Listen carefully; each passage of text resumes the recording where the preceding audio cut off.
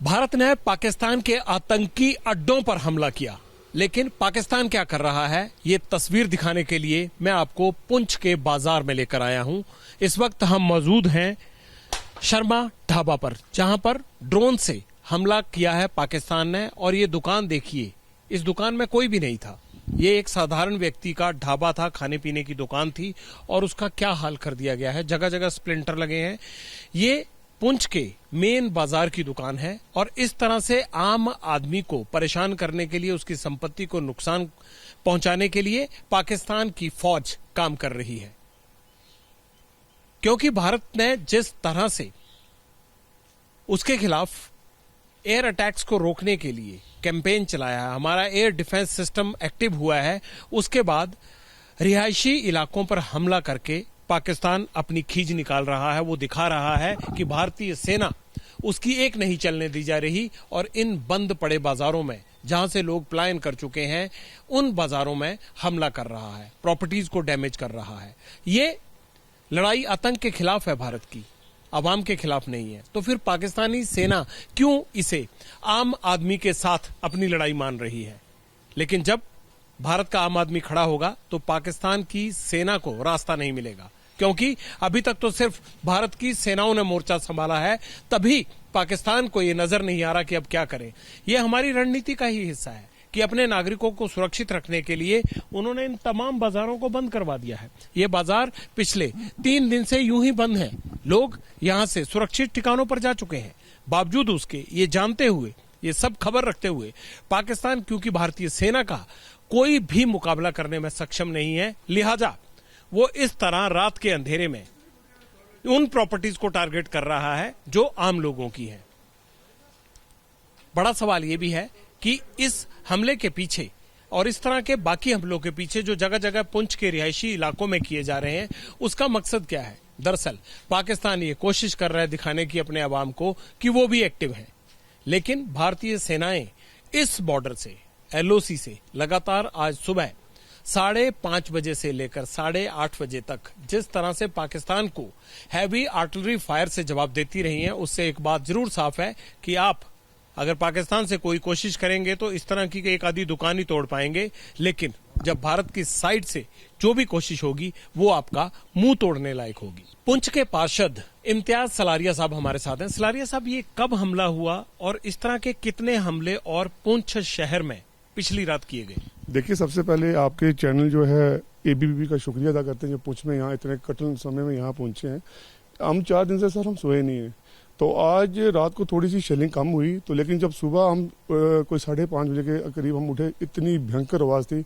क्योंकि मैं इस वार्ड का काउंसलर भी रह चुका हूँ, एक्स काउंसलर हूँ, तो ये साथ में हमारे पुंछ के साथ बिल्कुल सिटी में ना, ये जो अभी ये डैमेज हुई है ये शॉप, उसके पास यहाँ पे 2-3 घर हैं। मतलब इतनी बुरी हालत है सर। हमारे छोटे छोटे बच्चे हैं, हम कहाँ जाएंगे? हमारे पास कोई सुविधा भी नहीं है सर, एज कम्पेयर टू अगर ये देखो बॉर्डर इलाका है, गांव में बैंकर्स वगैरह है। हमारे सिटी के लिए हमारे पास कुछ नहीं है। हमारे पास यही है, हमने यही जीना और यही मरना है सर।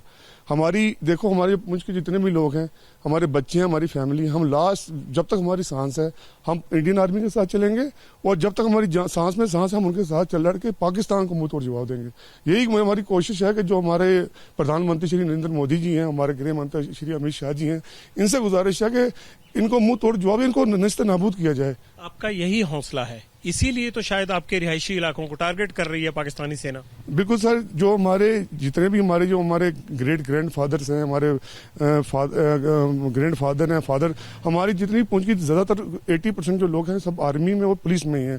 तो यही नापाक जो उनकी हरकतें हैं, जो बार बार हमें टारगेट किलिंग कर रहे हैं। देखिए, ये सिटी है, लड़ाई का एक मसला ठीक है, मैं मानता हूँ होना चाहिए, लेकिन जो सिविलियन किलिंग हो रही है सर, ये बड़ी गलत हो रही है। तो मेरी यही गुजारिश है हमारे जो सुनने वाले हैं, जो हाई कमांड वाले, और ये जो यहाँ की जो एडमिनिस्ट्रेशन है, और खासकर जो हमारे एलजी मनोज सिन्हा साहब हैं, हमारी पुरजोर हाथ जोड़ के गुजारिश है हमारी तरफ भी देखा जाए। यहाँ पे आर्मी क्या चाहते हैं जो ये इस तरह से रिहायशी इलाकों को या लोगों को, सिविलियंस को टारगेट करे, इसका जवाब किस तरह देना चाहिए? बिल्कुल सर, इनको बिल्कुल यहाँ से मैं कहता हूँ इनको बिल्कुल निस्तो नाबूद करना चाहिए पाकिस्तान को। ये जो पाकिस्तान का जो पीओके जो इलाका है जहाँ पे टेररिस्ट एक्टिविटीज हो रही है, ये हमारा इलाका है। क्योंकि हमारी जब भी इलेक्शन होते हैं, असेंबली के इलेक्शन होते हैं, उसमें ये इनको मेंशन करते हैं सीट्स को, हमारा जो पीओके का इलाका हमें दिया जाए सर, तो हम बिल्कुल इंडियन गवर्नमेंट के साथ है सर। आपको लगता है कि वक्त आ गया अब पीओके की तरफ बढ़ने का? सर बिल्कुल वक्त आ गया, यहाँ का बच्चा यहाँ के औरतें मर्द सब हम आर्मी के साथ हैं और अपनी जान देने के लिए भी तैयार हैं सर। तैयारी पूरी है इस बार? पूरी तैयारी सर, जी जान से तैयारी है हमारी सर। हमारे जो बुजुर्गों ने भी यहाँ बड़ी शहादतें दी हैं, हम जो जितने यूथ हैं सब हम बिल्कुल तैयार हैं। हम इस धरती को छोड़ के हम नहीं जाएंगे, चाहे कुछ भी हो, मरेंगे कुछ होगा हम यही, लेकिन हम ये चीज जगह नहीं छोड़ेंगे सर। या सलारिया साहब ये मान लिया जाए कि जितना इनके टेररिस्ट के अड्डे तबाह करने थे वो कर दिए, अब इसे कम कर दिया जाए? देखिए सर, जो पहलगाम में जो इंसिडेंट हुआ है उसी की कड़ी निंदा में जो ये भारतीय हुकूमत ने जो एक कार्रवाई की है बहुत अच्छा किया है। अब बात रही पाकिस्तान को, अगर कोई मिर्ची लगी है तो इट मीन्स कुछ ना कोई मसला है, तभी तो मिर्ची लगी है सर।